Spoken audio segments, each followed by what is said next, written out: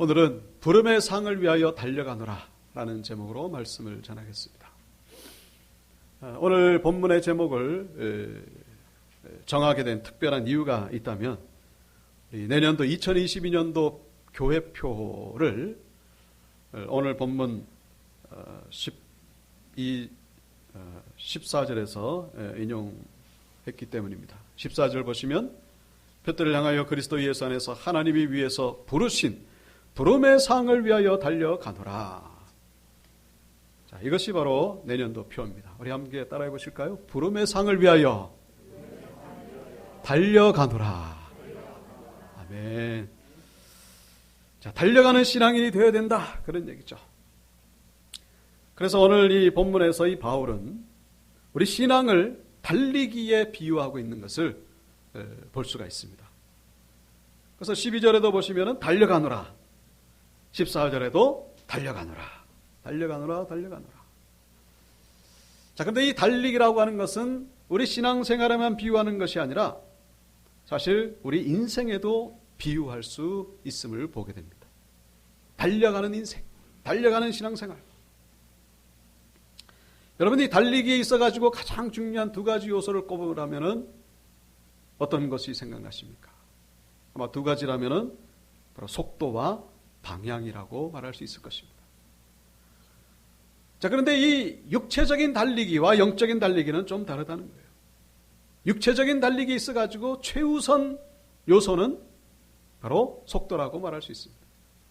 100m 달리기, 계주도 마찬가지고, 마라톤, 얼음 위에서 하는 쇼트트랙, 뭐니 해도 속도가 빨라야 됩니다. 그래야 상을 받고 그래야 성공할 수가 있죠. 자, 그런데 이 신앙생활의 달리기, 인생의 달리기는 속도보다 중요한 것이 바로 방향이라는 것을 우리가 기억하셔야 된다. 속도보다 중요한 것이 뭐라고요? 방향이다. 방향. 인생의 달리기, 신앙생활의 달리기는 좀 속도가 느려도 상관이 없습니다. 나중에라도 이 방향만 제대로 잡는다면, 그렇다면 그 인생, 그 신앙생활은 얼마든지 성공하고 얼마든지 목적 달성을 하게 된다는 사실을 우리가 기억하셔야 된다는 것입니다.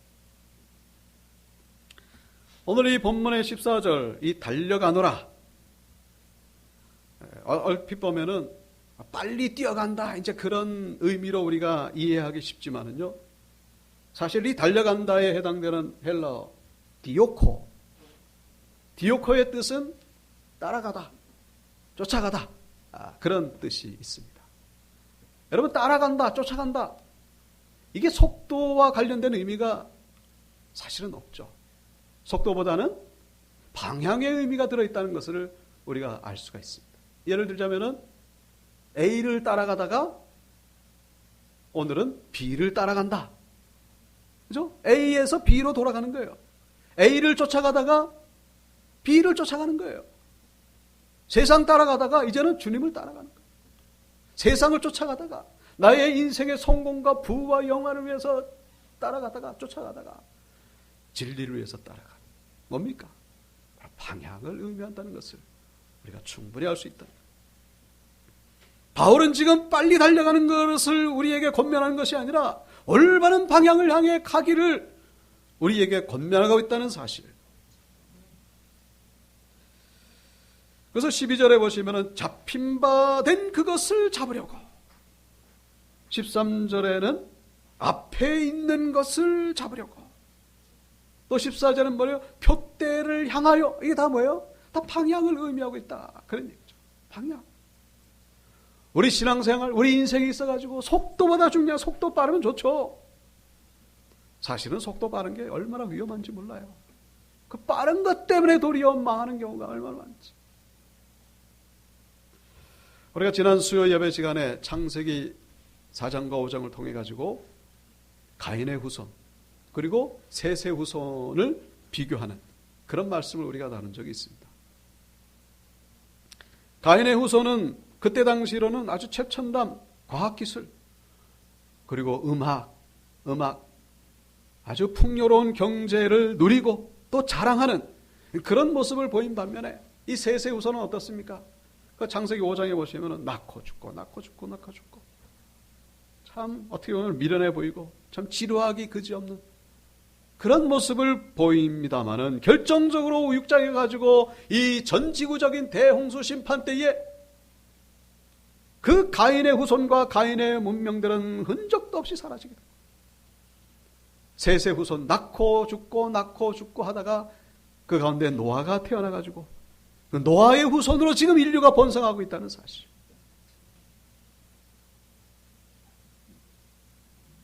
가인의 후손들은 당시로 말한다면 비행기를 타고 날아가는 그런 모습이었습니다만 참 빠른 인생이었죠. 문제는 하나님과는 전혀 상관이 없는 그런 방향으로 달려가다가 허망하게 끝이 나고 말았다는 사실. 셋의 후손은 어떻습니까? 비록 비행기에 비해 가지고는 걸어가는 것처럼 느렸습니다마는 하나님 앞에서 자신이 얼마나 연약한 존재이지, 죽을 수밖에 없는 연약한 실존임을 깨닫고 여호와 하나님의 이름을 부르다가 하나님의 구원의 은혜를 경험한 것을 우리에게 보여주고 있죠. 속도보다 중요한 것이 방향이라는 사실을 우리에게 분명히 보여주는 메시지라는 것입니다. 오늘 본문의 저자인 바울도 마찬가지죠. 바울의 초기 인생은 무엇을 향해 달려갔습니까? 예수 믿는 자들을 죽이는 것이 그게 최고의 의다. 정신없이 달려갔습니다. 그때의 모습에 대해서 사도행전 9장은 이렇게 말씀하고 있죠. 위협과 살기가 등등하여. 위협과 살기가 등등했다. 무슨 얘기예요? 그냥 예수 믿는 자들을 핍박하는데 인생을 올인했다. 그러니 완전히 거기에 몰두했다는 거예요. 열심히 달려가는 거예요. 그러다 결국 다메섹 도상에서 예수님을 만나고 나서 그의 인생이 180도 바뀌게 돼요. 오늘 빌립보서는 사실 로마 감옥에서 쓰인 그런 바울의 서신서죠. 로마 감옥에 왜 갇혔습니까? 다른 게 아니라 바로 예수 믿으라고 부활하신 예수에 대한 복음을 전하다가 감옥에 갇히고 말았다는 거예요. 인생이 완전히 바뀌고 말았던 것이죠. 여러분, 우리가 나름대로 열심히 살아가는 이유가 뭡니까? 그 한마디로 말한다면 결국 성공과 행복을 위해서 살아간다라고 말하기, 부인하기가 어렵죠. 성공과 행복. 여러분들, 우리가 한 가지 기억하실 것은 신앙인이 되었다고 하는 것은 그 성공과 행복의 기준이 사람의 기준에서 하나님의 기준으로 바뀌게 되었다는 것을 잊지 말아야 된다는 것입니다. 사람의 기준은 뭐죠? 성공이 뭡니까? 돈 많이 버는 거죠. 출세하는 거예요. 행복의 기준이 뭡니까? 육신적으로 편한 거. 그거죠. 그거 위해서 살아가는 거예요. 하나님의 기준은 뭡니까? 하나님의 기준에 있어서 성공은 뭐죠? 다른 것이 아니라 바로 하나님이 주신 사명이 무엇이 되었든지 간에 그 사명을 감당하는 데에 성공이 있다는 사실. 하나님 기준에서 행복은 뭡니까? 그 행복은 바로 다른 것이 아니라 바로 거룩함에서 온다는 사실. 성공은 뭐라고요? 사명 감당. 행복은 뭐라고요? 거룩에서 온다는 사실. 죄송하지만 한 번 더 따라해 볼까요? 성공은 사명에서, 행복은 거룩에서. 그것이 바로 우리 그리스도인의 삶의 목표가 되어야 된다는 사실. 성공과 행복의 기준이 그렇게 바뀌는 자들, 그것이 바로 신앙인의 삶이라는 사실을 잊어서는 안 된다. 거룩할 때 행복이 주어지는 거예요. 죄에서 멀어질 때에 행복이 주어지는 것입니다. 그게 진정한 평안이고 진정한 행복이죠. 돈 많이 벌면 많습니까? 가인처럼 그렇게 살지 말라는 거예요. 가인의 후손들 지금도 얼마나 많은 줄 모릅니다. 여러분, 가인의 문명, 그게 다른 것이 아니라 하나님과 상관없는 방향으로 달려갈 때에 우리 인생에 있어서 그럴 때가 얼마나 많은지 몰라요. 이 방향이라고 하는 것은요, 인생에서 한 번 정하는 것이 아니라 매일매일 정하는 거예요. 매일매일. 오늘은 어디로 갈까? 오늘은 이걸 할까? 저걸 할까? 그 방향을 올바로 정할 때에 그때의 진정한 행복, 진정한 성공이 주어지게 된다는 사실.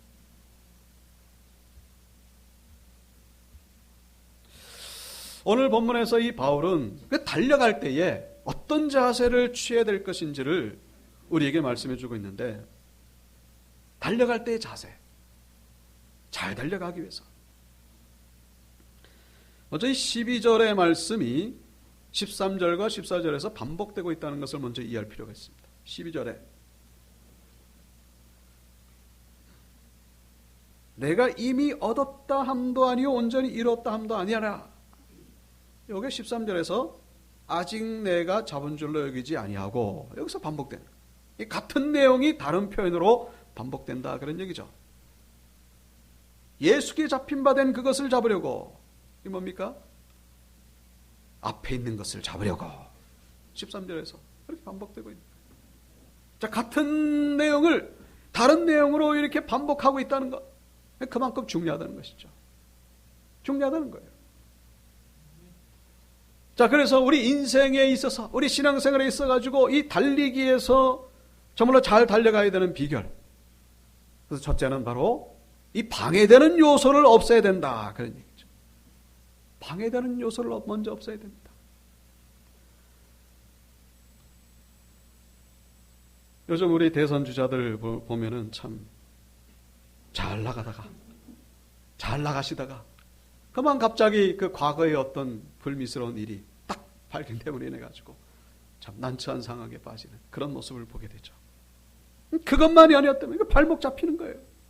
과거의 어떤 분은 그것 때문에 결국 낙선하는 그런 경우를 볼 수가 있죠.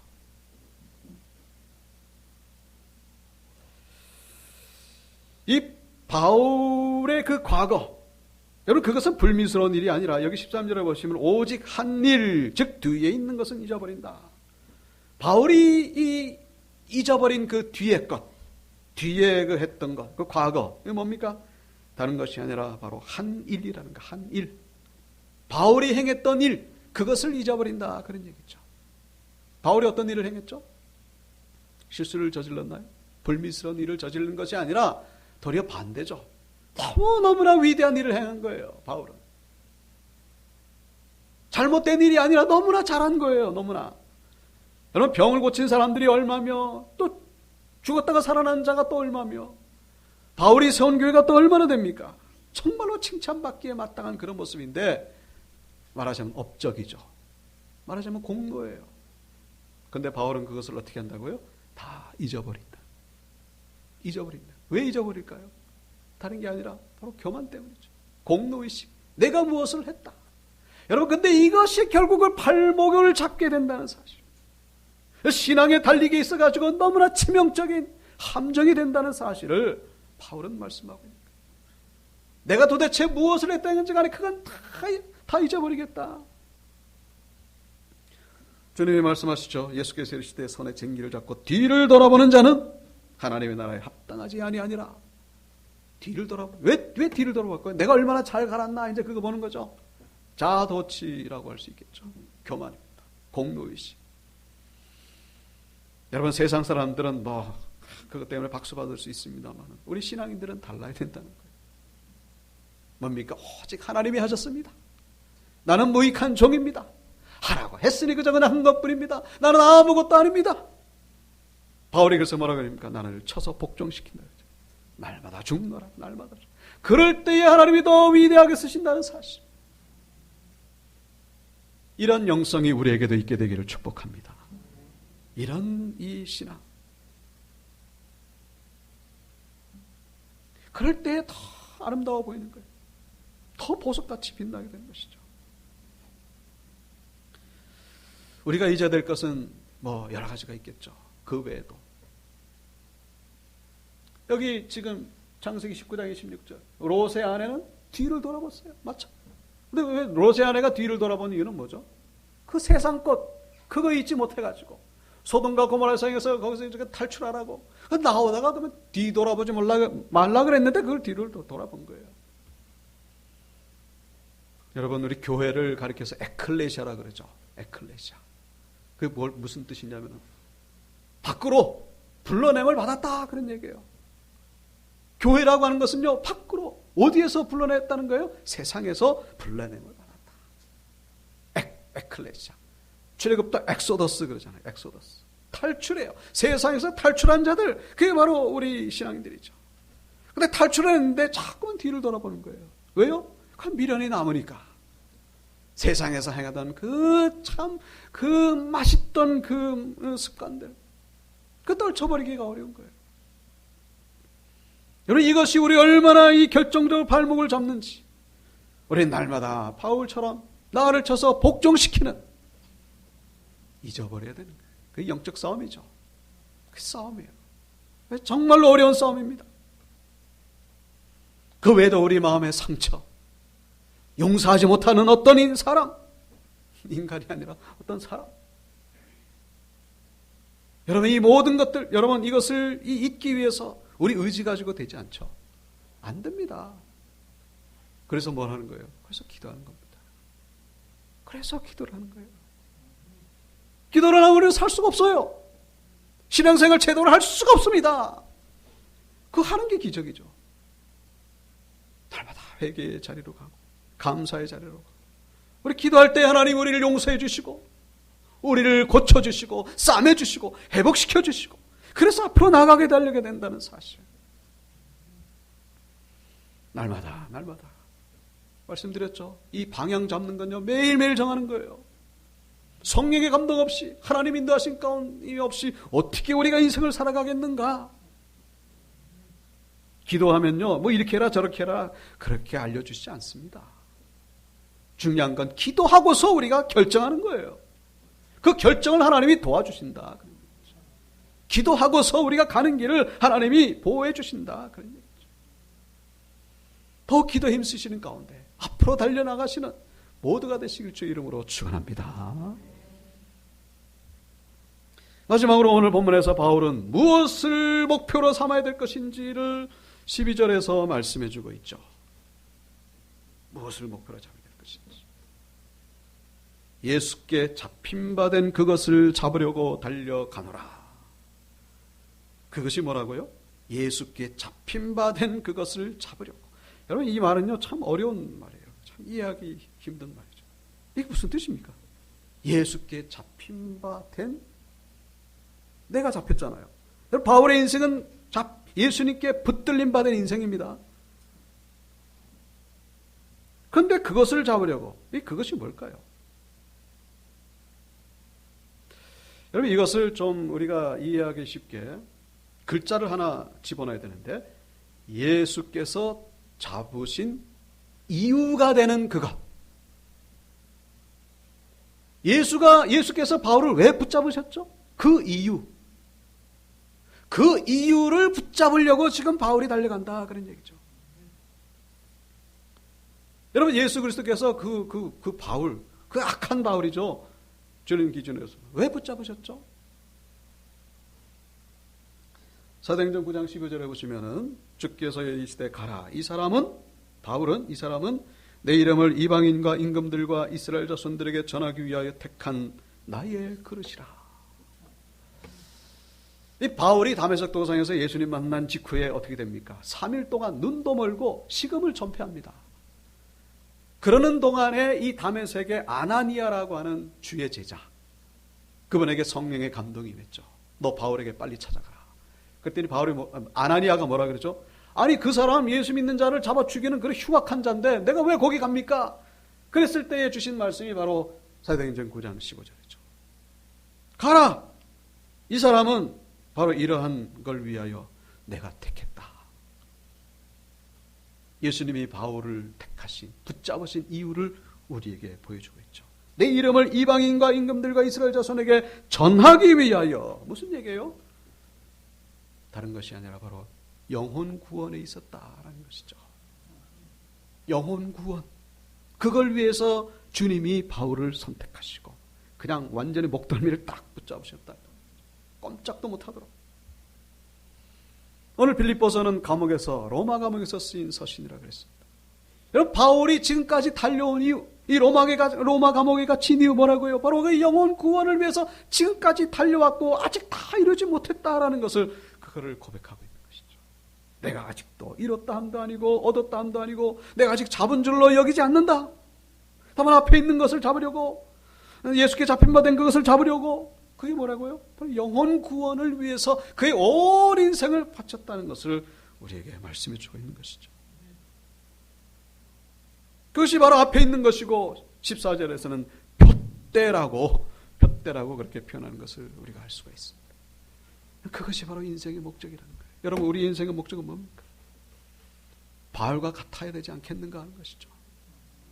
영혼 구원. 여러분, 지난주일에 교회 세우는 말씀드렸죠? 영혼 구원이나 교회 세우는 거가 같은 거예요.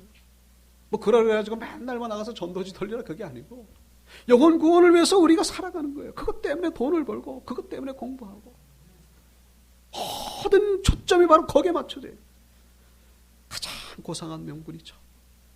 가장 내놓기 좋은 명분이에요. 떳떳한 명분이죠. 영혼 구원을 위해서 내가 돈을 번다. 그걸 위해서 내가 열심히 운동을 하고 건강을 지키고 이 뭡니까? 이 옷 매무새도 갖추고.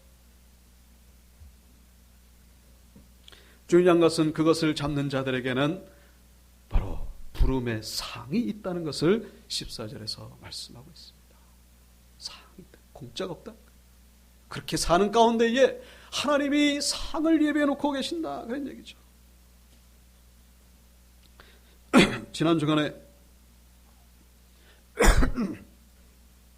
하늘의 특별검사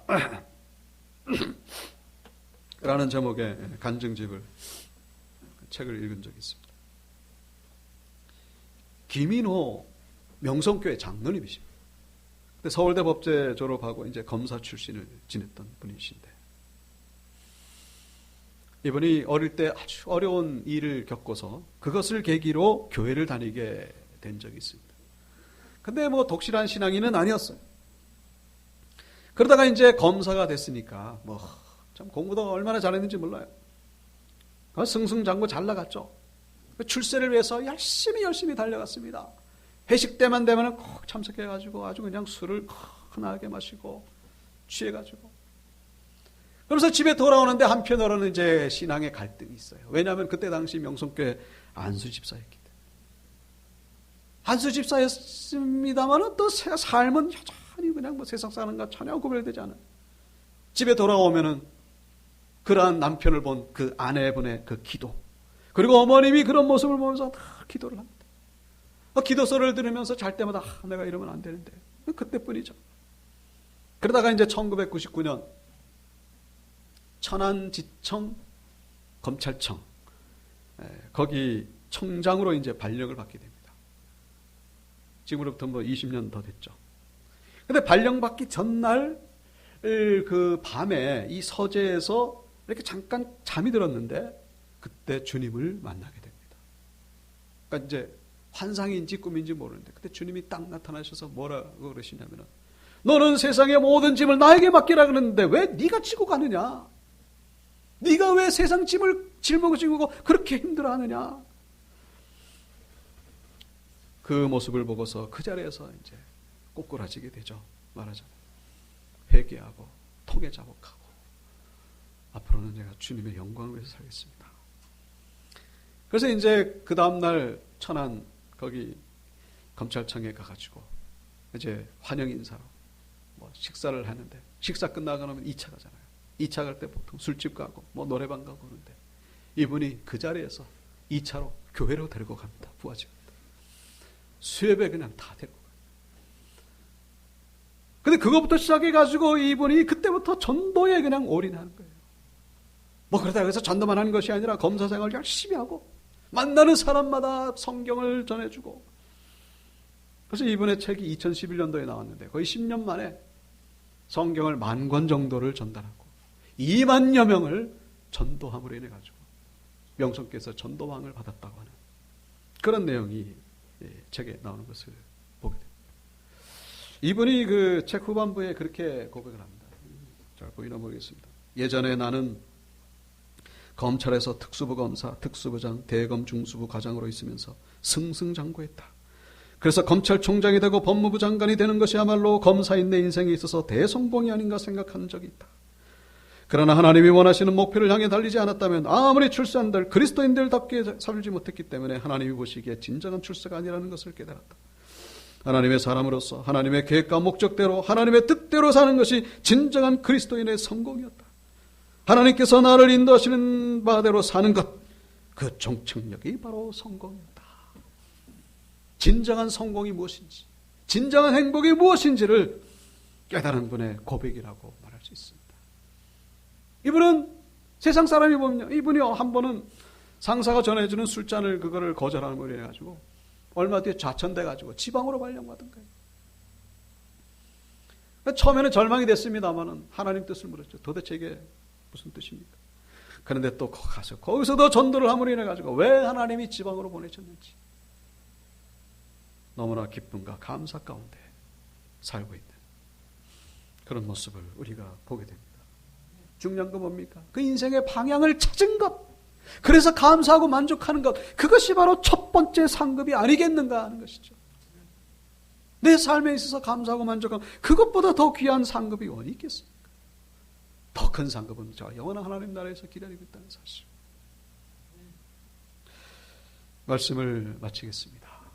오늘 부름의 상을 위하여 달려가노라, 그것이 내년도 교회 표입니다만 사실은 그 전에, 교회 표이기 전에 먼저 우리 개개인의 매일매일의 삶의 표가 되어야 된다는 것입니다. 매일매일 주를 위해서 달려가는 가운데 온전히 방향을 잘 잡으시고, 그래서 달려가는 가운데 하나님의 놀라운 상급을 경험하시는 모두가 되시길 주의 이름으로 축원합니다.